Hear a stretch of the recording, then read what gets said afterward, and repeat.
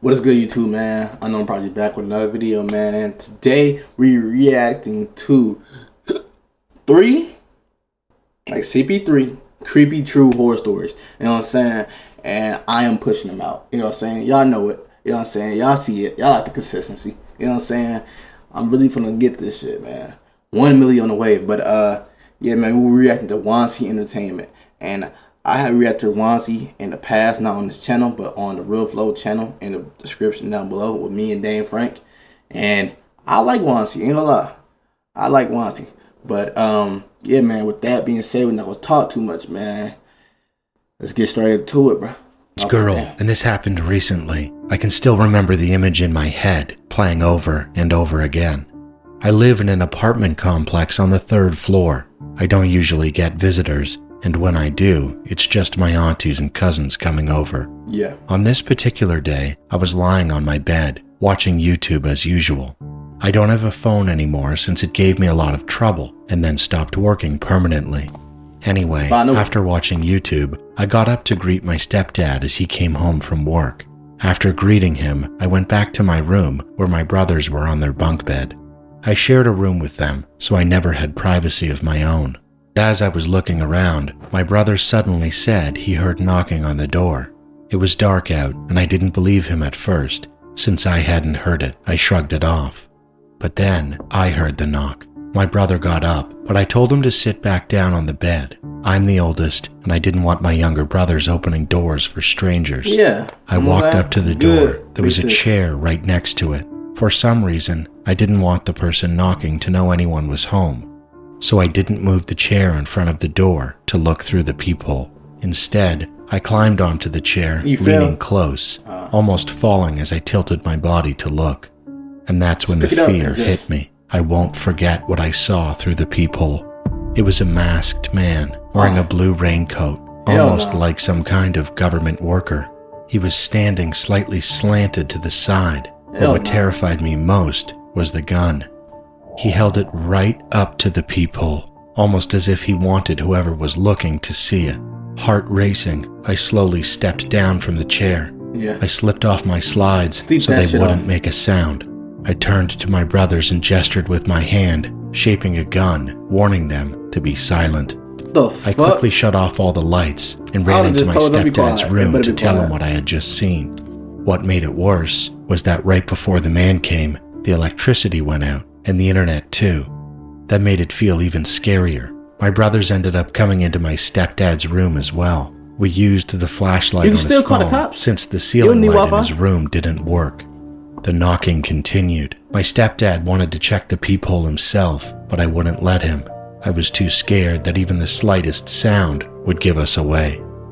We stayed in the room for over an hour. Eventually, it seemed like the man had left, because we heard a little boy and his parents walking into their apartment on our floor. You hear them get Swiss cheese, you know what I'm saying? We could also hear kids playing downstairs on the 1st floor. That was when I finally... That's the diversion, nigga. He has fucking, you know what I'm saying, niggas at gunpoint. Hey, I want y'all to go outside, play, you know what I'm saying, and I'll let y'all live. Just play, you know what I'm saying, so you can get the niggas outside, call the cops. You know what I'm saying, everybody die. You know what I'm saying, hey. I called my mom and asked if we could go to my aunt's house without telling her what had happened. We left in a hurry. I never saw that man again. But the thought still terrifies me. What if I had let my brother open the door? If you're a producer who hates AI, this plugin might change your mind. This is reimagining CoProducer. You can take... Why does that ever be a thought? I'm currently 28 years old, but this story happened when I was just 7, and I still remember it to this day. Oh, man. I used to go to a local park with some friends. We had been going there for almost 2 years. But over the last 5 months, we noticed something strange. Every single day, there was a short, fat, creepy old guy who would sit on a nearby bench. He'd just watch us, and other kids, for hours, with this unsettling grin on his face. We stupidly went there without any parents or guardians, since the park was close to our house and our parents trusted us. This was back in 2003. And we were so young we didn't have phones to call for help. About 2 weeks after we started to feel uncomfortable with him watching us, he finally came over. It was just me and my 3 friends in the park that day. Beat this nigga he walked ass, up man. and asked us if we wanted to go to his house to play video games. Weird, bro. Weird. Why you asking kids to play fucking video games at your crib, nigga? And check And you get the fucking, you know what I'm saying? Nothing up top and the party in the fucking out back. his new dog. Since we were kids, we were foolish, and we agreed. It sounded fun, and for a moment we thought maybe he was just a kind guy. Yeah, see, y'all talking about 90 kids on top. 90 kids can't be on top. Look what y'all doing. You know what I'm saying? I would never. Wrong. But we were very wrong. He said his house was about a 20-minute walk from the park, so the 4 of us walked with him. About 10 minutes into the walk, a cop car drove by and started to slow down. The passenger cop leaned out the window, staring at us. The man told us to walk faster, saying that way we'd get more time to play games and to see his dog before having to leave. So we picked up the pace. Weird. But then, the cop car suddenly made a U-turn, and a loud voice shouted, "You there! Freeze! Put your hands on your head! You're under arrest!" We froze, confused and scared. The man bolted, but because of his age and size, he didn't get far. One cop tackled him to the ground and cuffed him, while the other officer asked us if we were okay and what had happened. We need a fucking instant replay, nigga. This nigga need to be, he did the wrong because career. of his age and size, he didn't get far. One cop tackled him to the ground and cuffed him, while the other officer asked us if we were okay and what had happened.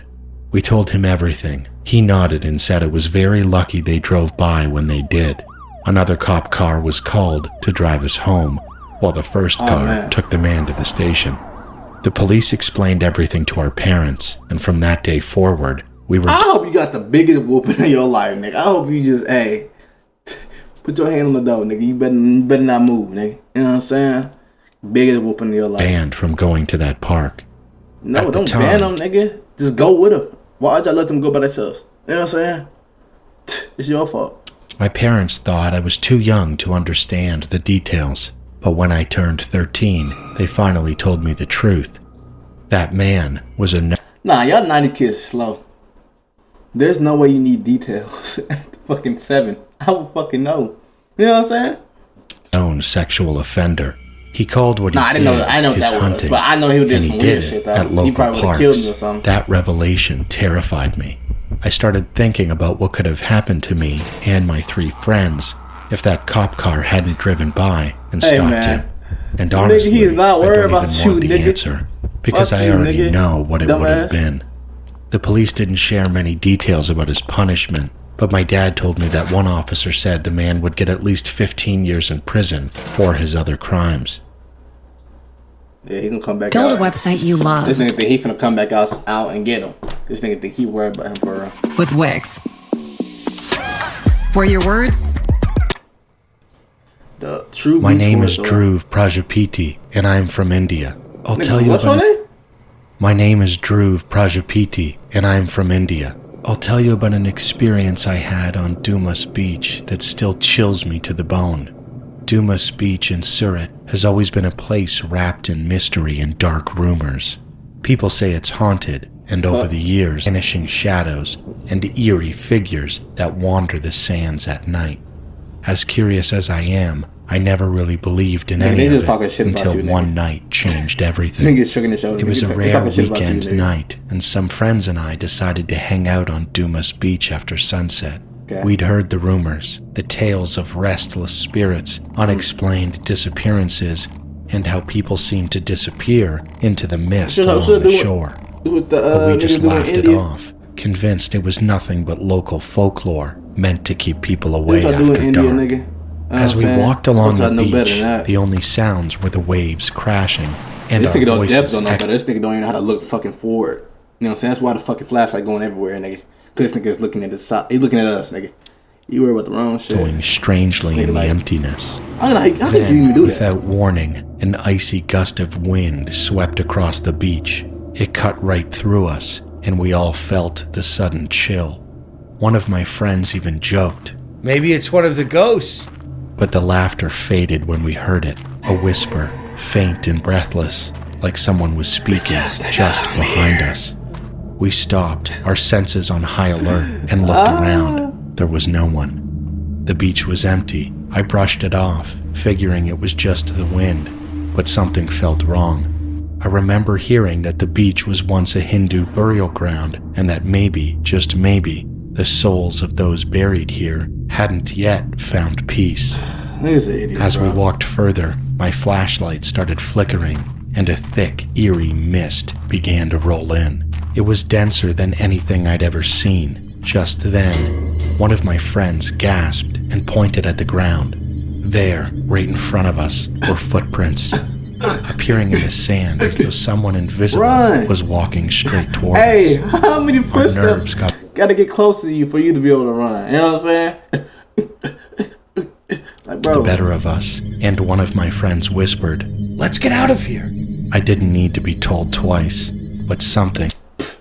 Lies. In your face, nigga. What y'all talking about? Maybe my curiosity, or something else, held me back for just a moment longer. I looked down at the footprints moving closer, step by step, almost as if they had intent. And then, for just a brief second, I saw it, a shadow-like figure, its hollow eyes staring directly at me. The look in its eyes wasn't anger, it was something else, a mix of sorrow and warning. Heart racing, I stumbled back, and my friends and I broke into a run. As we sprinted back, I could hear faint whispers following us, growing louder, and footsteps closing in behind us. When we finally reached the entrance to the beach, where the glow of the streetlights met us, we dared to turn around. The mist had already thinned, and the beach looked silent, almost peaceful, as if nothing had ever happened. To this day, I have never gone back.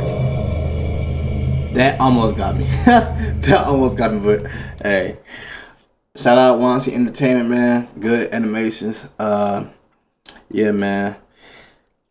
It didn't really get me like that. I mean, kind of sound effects, but you know what I'm saying? I'm not really scared. Like ooh.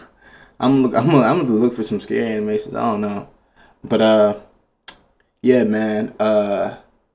First scary reaction, cause I've been playing these scary games, but you know what I'm saying. Hope y'all liked it. I